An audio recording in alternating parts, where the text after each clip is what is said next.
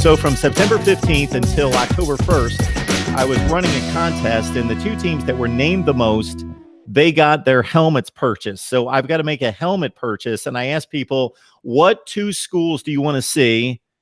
And Oklahoma finished number 2. Okay. And the U finished number 1. Yeah, so we'll get the U up there next. Oh, so yeah. U in Oklahoma for sure, and I'll probably buy some more. Okay. All right, man. It's Florida State week, Cam. Indeed, it is.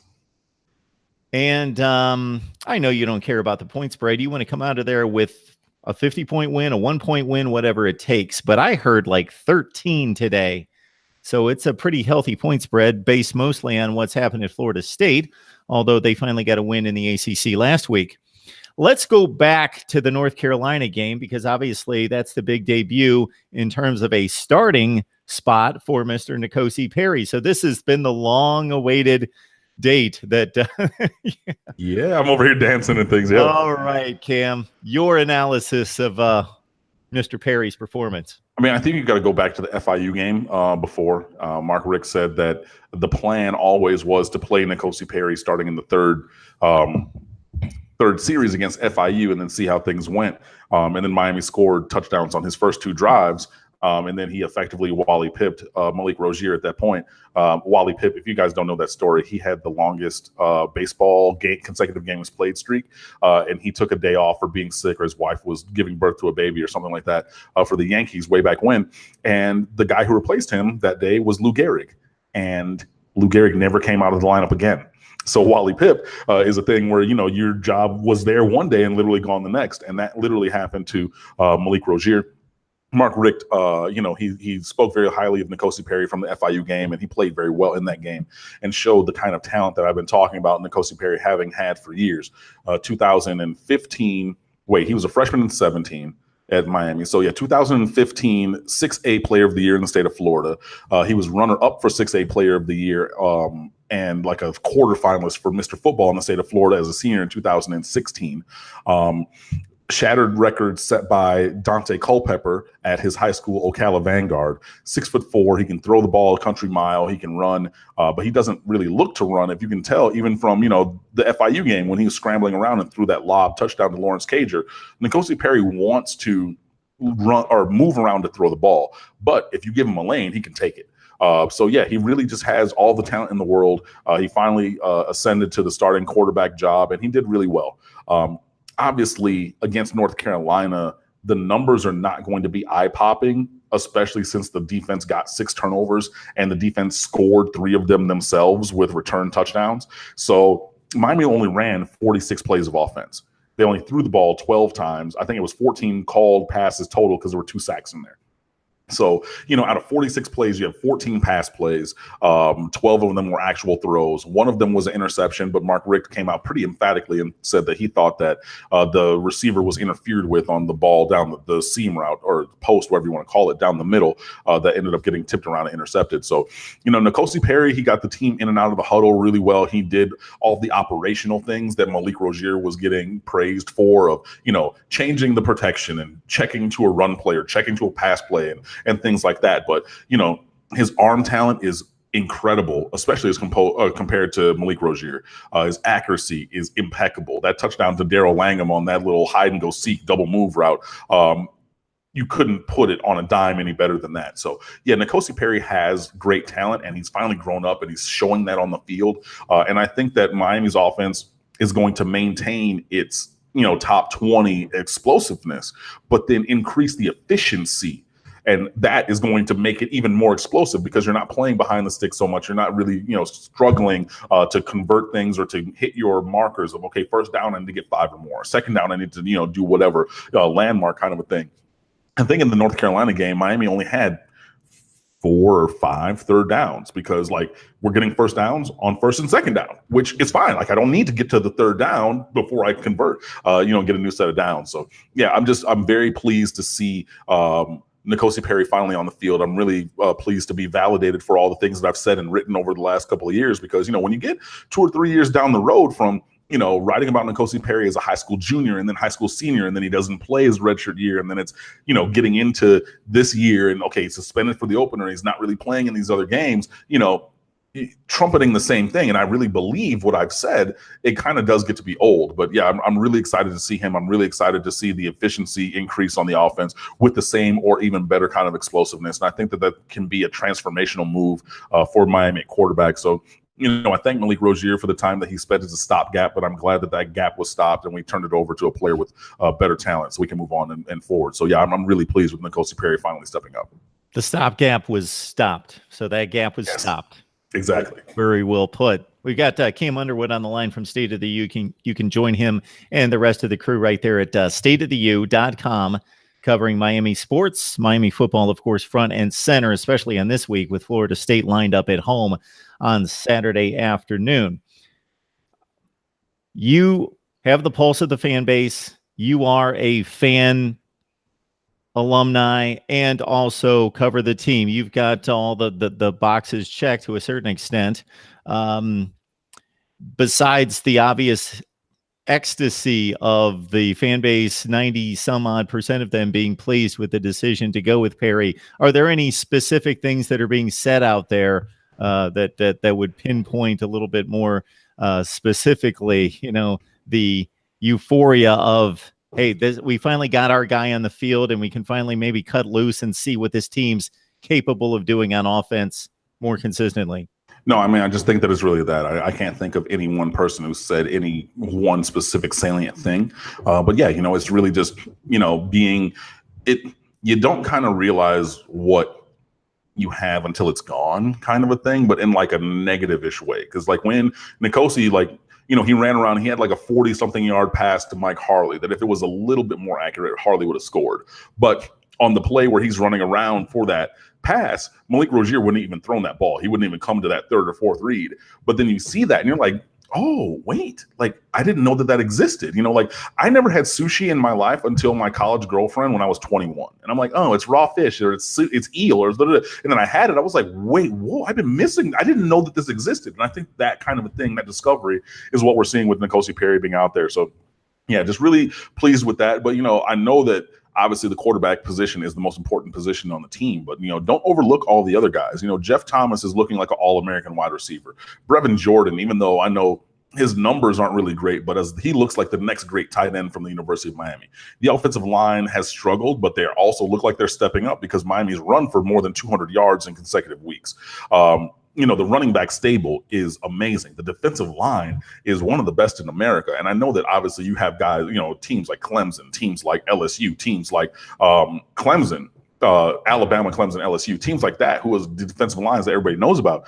Dude, go look at the numbers because Miami, by the numbers, is better, as good as or better than all of those.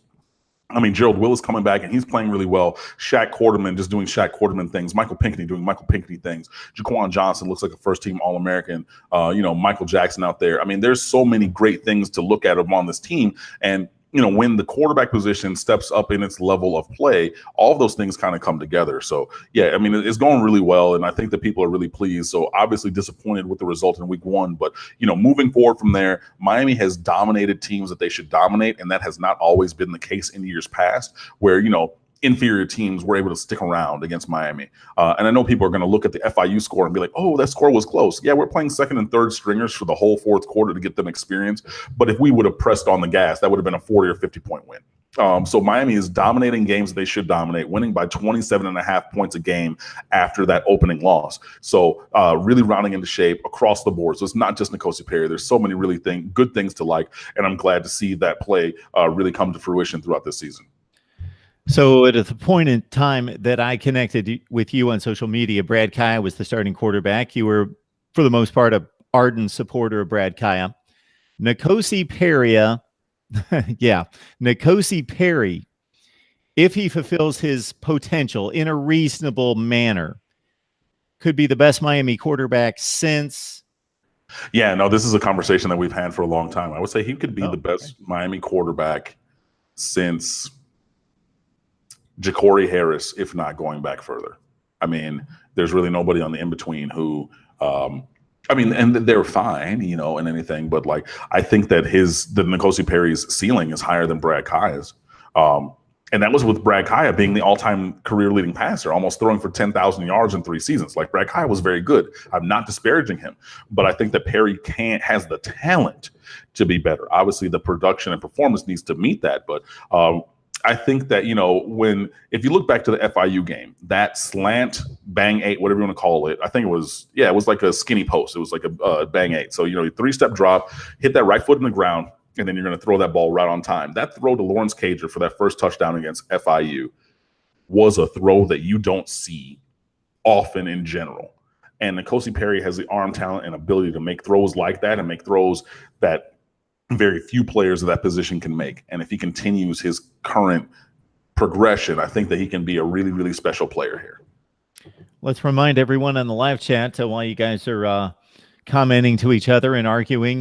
We've got Cam on the line here from State of the U, and let's take advantage. So if you've got any specific questions on Miami football or this game against Florida State, fire away. I am monitoring the live chat. So Cam, can you think of a time in which you were campaigning for a quarterback or you wanted to see the backup in play and you had this type of excitement or feeling about the next guy getting the shot that you've been anticipating? Has there been a time when maybe there was that second guy waiting in the wings that was kind of stuck behind the incumbent, but you and the fan base were waiting on that day to come? No, not really, because I mean it's pretty much been one guy, and then they stick around for a while. So whether it's Brock Berlin, whether that's, I mean, it was really Ja'Cory Harris again going. You know, when Robert Marr was a redshirt freshman and Ja'Cory was a true freshman at Miami. You know, back in like what was that? 08, 09. 09, yeah. But we'll go all the way back to then. So, I mean, I think that would be the time, really.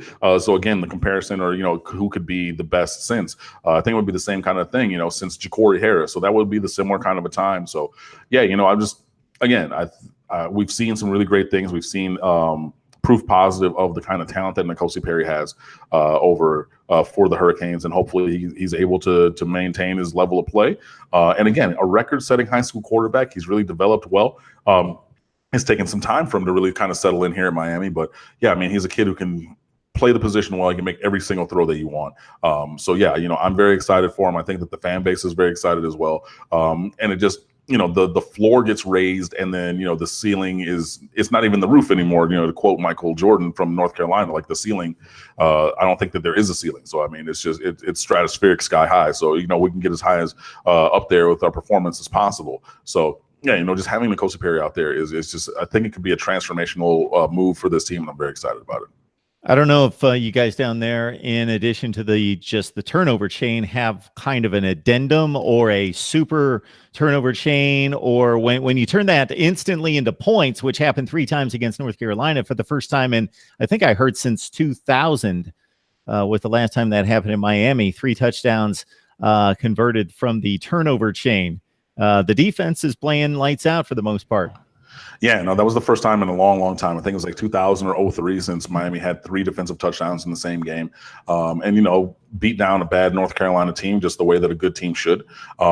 Yeah, so, I mean, it was a little different. Some people have talked about the fact of, you know, there is not a secondary thing for the touchdown to go along with the turnover. I did see one of our readers on State of the U. He wrote either a comment or a fan shot, and he said, okay, we should bring back turnover chain volume 1, and you should wear both. So 2 chains. So you get the IBIS chain and then you get the U chain both if you score a touchdown on your created turnover or returned turnover. So I think that could be a fun thing. But even, you know, absent that, the defense has been really strong. You know, the best pass defense in America, the most tackles for loss in America, the most tackles per loss per game, the nation's leading defense or third down defense. I think that teams are teams are converting like less than 13% of third downs against Miami. And that was a point of emphasis. And, you know, Miami's offense is also converting way, way more third downs than last year. I think it's up to 48%, up from 31% third down conversions for Miami's offense. So, yeah, the defense is just, they're playing really strong. Players on every level look amazing. Joe Jackson and John Garvin, the starting D ends, both look like first-round draft picks. Gerald Willis III, returning from a leave of absence at defensive tackle. He's been a beast among men. He's been absolutely unblockable. He's tied for the nation's lead with in tackles for loss. Every week I just tweet out, he's making himself money for the NFL draft, and all the NFL draft analysts around from any kind of website or even from NFL.com are saying, yes, he's, the number 2 graded or number 1 graded defensive tackle in terms of pass rush. He's disrupting all these plays and things like that. So at every level of the defense, they're really stepping up, and then actually starting to get more turnovers and take advantage of the situations that were there is obviously a positive. So yeah, maybe we'll bust out the 2 chains if anybody was able to return an interception or a fumble for a touchdown. But even absent that, Miami's defense is playing really, really strong, and I think that's a good thing as we go into the heart of ACC play, and obviously this week against the rival Florida State Seminoles. Cam Underwood joining us from State of the U, and please join him there for Miami football coverage with the Canes lining up against Florida State coming up this Saturday. So are we down to the offensive line? Are you pleased with every unit? Do we narrow this down to an offensive line issue of whether Miami's going to be good this year or great? Yeah, I mean, that's what I see, honestly. The offensive line, they're stepping up to being, at least average, and that's resulted in Miami running for more than 200 yards in consecutive weeks, which is a thing that has not happened in a while. So it's not perfect. The tackles can get beat clean on pass rushes. Both the left tackle, Tyree St. Louis, and right tackle, Navon Donaldson, we've seen them get beat, and not even touch the defenders as they're going speed rushes around the corner, which is a problem. So they need to fix that. But overall, I think that the play of the offensive line is starting to come together. Benzel Bulware starting in place of Jahair Jones at left tackle, so a little bit of a switch there. And then you have other guys like freshman DJ Scaife, who can play outside or inside, but he's pushing for playing time as well, and also rotating in on the offensive line. So I think that that's been a big, step forward for Miami's offense. And then, one of, if not the best wide receiver groups in America, and that's even without Amon Richards, who continues to battle injuries. One of the best running back rooms in America, obviously, and they're playing like that. 2 freshman tight ends who are who were the best at their positions in last year's recruiting class. And Brevin Jordan, the new starting tight end, is playing like the next great thing at, tight end university, because Miami is tight end U, and you can look at any NFL roster through the course of time to, be proven on that. And like I said, defensive line, linebacker, secondary, everybody's really stepping up. Everybody's really buying in. Kicker, we have a freshman there, and he's doing okay so far. 4 for 5 on field goals and 27 for 28 on extra points. The punter situation needs to get addressed, because Zach Fiegels is not even as good as last year, and he wasn't really great last year. But otherwise, I think that offensive line definitely is going to tell the key for this season, because if there's time to throw for N'Kosi Perry and there's room to run for these running backs, well, he and the running backs, there's very few teams who can keep up with Miami's skill talent. So, I think the offensive line is really going to be a thing that is a barrier between being good or great, and also attrition and depth, because Miami's already seen injuries impact this season. Amon Richards hurt his knee in the opener against LSU and has not played since. Jaquan Johnson missed the last 2 games, but he's probably going to come back this week. Shaq Quarterman rolled his ankle last week against North Carolina in the first half, tried to come out in the second half, couldn't go. His replacement, Mike Smith, hurt his leg in the second half against North Carolina, but all those other guys are going to be back. But what if they're not? What if Michael Jackson and a cornerback gets hurt? What if Shudder Redwine or another guy in the secondary gets hurt? So that depth is going to be a thing that could be a factor as well. But between offensive line and depth, I think those are the really 2 issues that Miami has to kind of fight through and overcome, through the course of the season. We've got Steve Helwick waiting in the wings. He joins us from the University of Texas campus station, also the Daily Texan, to talk Texas, Oklahoma. We'll do Florida State, Miami justice right here with Cam first and foremost.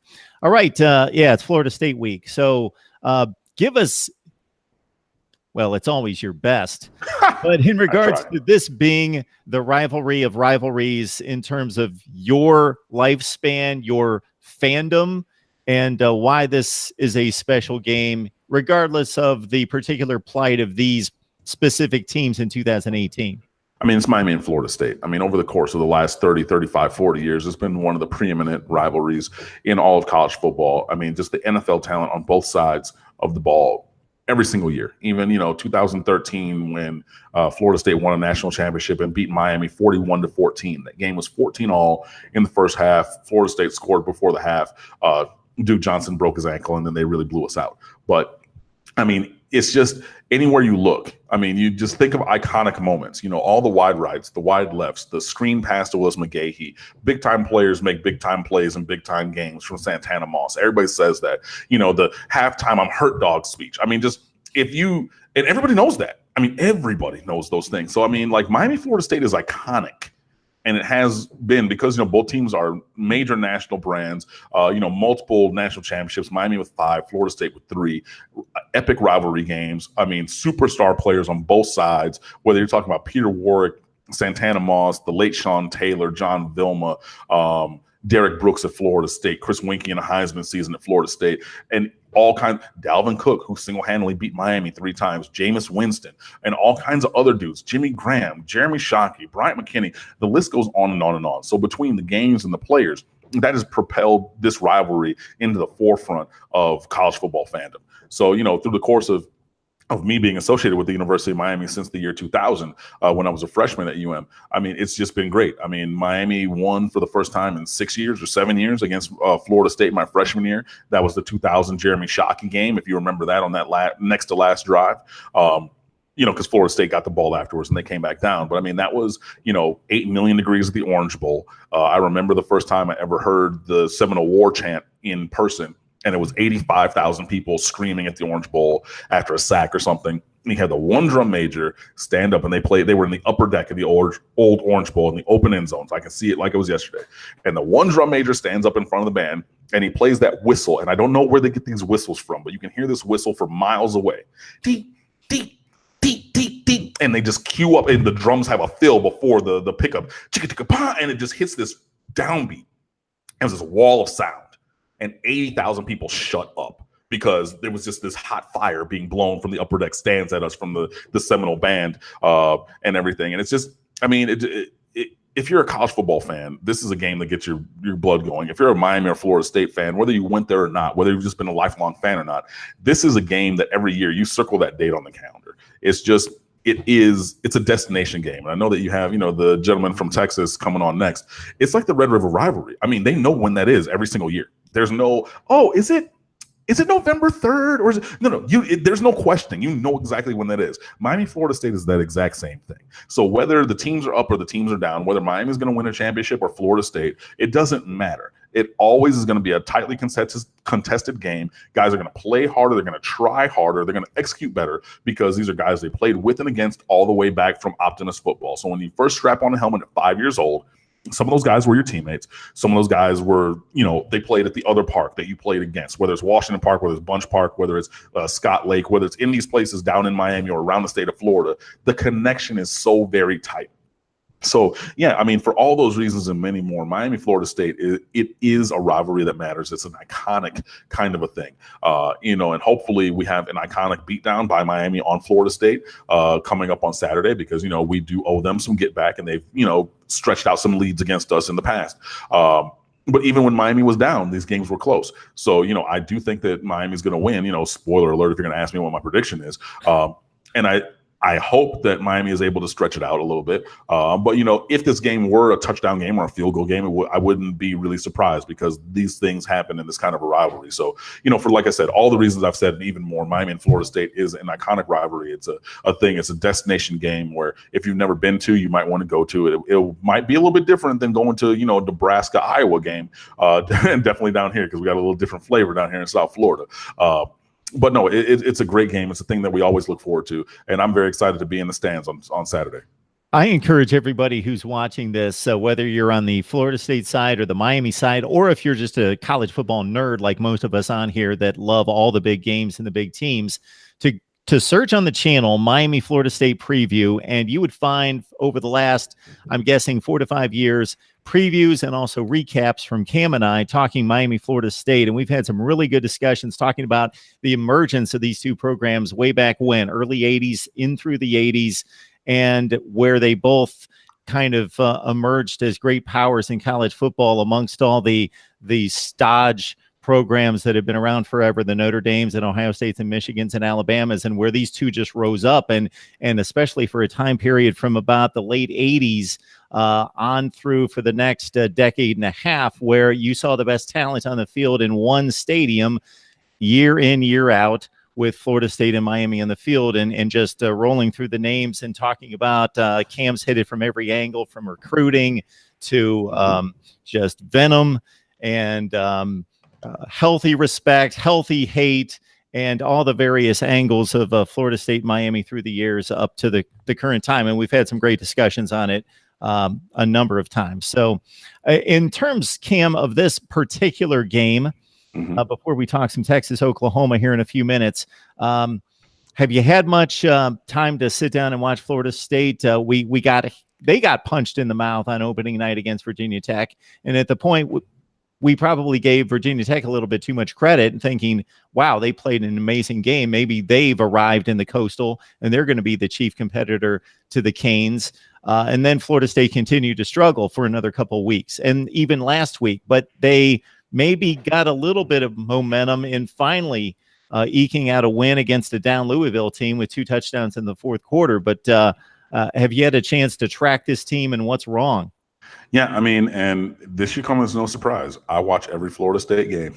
I don't probably watch them live, but live, I should say, but my TV's right over there. And I have a DVR that can record 3 or 4 things at the same time. And with recaps or replays and things like that as well.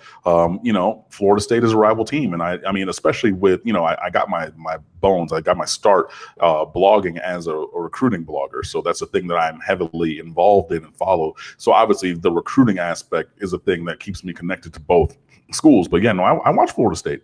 And yeah, they're 3-2. And everything. And they got a lucky win last week because of the stupidest play call I've ever seen by Bobby Petrino up late. And with, I know Florida State had timeouts left, but run the ball, buddy.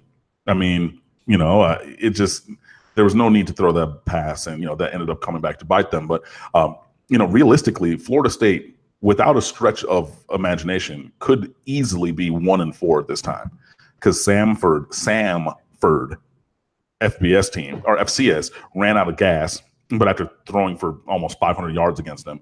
Louisville, if Jawan Pass was good at what his last name is, throwing the ball pass, he could have had 4 or 5 or 6 extra touchdowns. I mean, you got guys running wide open through that Florida State secondary. So you see it once against Virginia Tech, and you see it again against Samford, and then you see it again against Louisville. Once is an accident, twice is a trend, 3 times is evidence.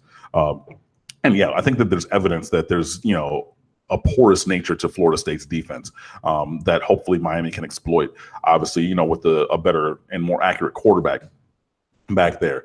Florida State has all kinds of talent, and I went on a Twitter string, a while ago talking about the level of talent on the roster. So it won't be necessarily easy. They do have talented wide receivers. They do have talented quarterbacks. They have talented running backs. They have talented every level on defense. But talent is one thing and skill is another. And I see a lot of talent and a little skill, develop demonstrable performance on the field. So, I think that there are definitely some issues. Florida State can't block anybody, and I think that that's really going to be the downfall for them against a Miami team that is first in the nation in tackles for loss. Like I said already, they're holding opponents under 13% third down conversions. Things like that are really going to come back to bite Florida State. Florida State has been able to throw the ball vertically, however. So when they get to Morian Terry and Naquan Murray and things going up the field, they are explosive in the passing game. If DeAndre Francois has time, it is my hope and goal for Miami to not allow him to have time. So there are some things to like. Obviously, again, their defensive line, big, fast, strong. Across the board, Brian Burns. You have Marvin Wilson, who was a 5-star as a second string or rotating in defensive tackle. You even have guys like DeCallan Brooks, who is Derek Brooks's son. He's not as big or as good as his father, but he's playing very strong right now. Stanford Samuels III in the secondary, Kyle Myers, Levante Taylor. So, I mean, there is talent there, but, I mean, there are some really big systemic issues and things are not coalescing for them early. So I think that those are the things that Miami is going to try to take advantage of on Saturday. Hey, Cam, before we let you go, yep.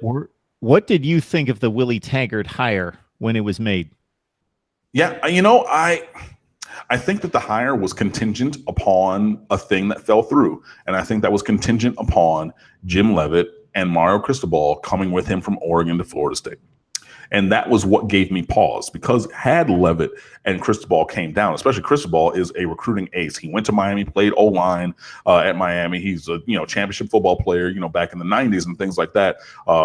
His sons go to Columbus. He went to Miami Columbus High School, which has put so many different people in college with names that had those guys come with Taggart, I think that this would be a very different situation. And when it quickly was seen that neither Jim Leavitt, the defensive coordinator, nor Mario Cristobal, the offensive coordinator, were coming with him, Cristobal gets the head coaching job, Leavitt stays out there with a raise, I think that changed the entire complexion of the Willie Taggart hire. So, I think that what Florida State bought isn't exactly what they got. You know what I mean? It's like when you buy a television, but it has no power cord, no HDMI cables, has no way to connect to the other things. Like, it's a beautiful thing. It's, 65 inches. It's supposed to be 4K, but now I got to go and I got to get these other things. But it didn't come with everything that I thought it was going to come with. I think that is an accurate description of what I thought about the Willie Taggart hire. I think that he's a decent coach. But he's under 500 for his career. And I know people are going to point to Western Kentucky was a tire fire when he got there. So there's going to be a couple losing years. USF was a tire fire when he got there. There's going to be a couple losing years. Even still, his record against winning teams and ranked teams is not that great. And again, if he had the proper support that he built, because no man is an island, and especially on a coaching staff where you have 10 assistants, those guys matter. And especially in the world of college football, when player acquisition, i.e. recruiting, is the lifeblood of your program, those things matter. And Leavitt and Cristobal not coming was a big blow to, I think, what their coaching staff and their program is going to be. And it'll be interesting to see how that goes afterwards. But was I scared or frightened when they said Willie Taggart was going to be the coach? Absolutely not. And Leavitt, the former South Florida head coach, is a defensive ace. He was at Colorado, and the aberration of aberrations over the last 5 to 6 years in college football was Colorado jumping up with 10 wins a couple years ago, winning the Pac-12 South, and he was the defensive coordinator. He goes to Oregon. They improved in the advanced metrics on defense by like 70 positions last season, and they're just as good this year, if not better. They're playing really good, and if they wouldn't have had the Bobby Petrino type play calling near the end of the game against Stanford, they'd be ranked in the top 10 and undefeated right now themselves. Exactly. All right, Cam Underwood, State of the U. And of course, you go there for all your Miami sports coverage. And Cam, I'll turn that over to you to let people know what's there right now as they prepare for Florida State. Gotcha. I got two quick things. I'm going to start with my preview my prediction. The line is Miami by 13.5 or favored by 13.5 points. And I picked Miami to cover. If you put up anonymous blind stat profiles for these two teams and gave them to people would pick the Miami profile team. If you have no name, no context, they would pick the Miami profile team by 3 or 4 touchdowns.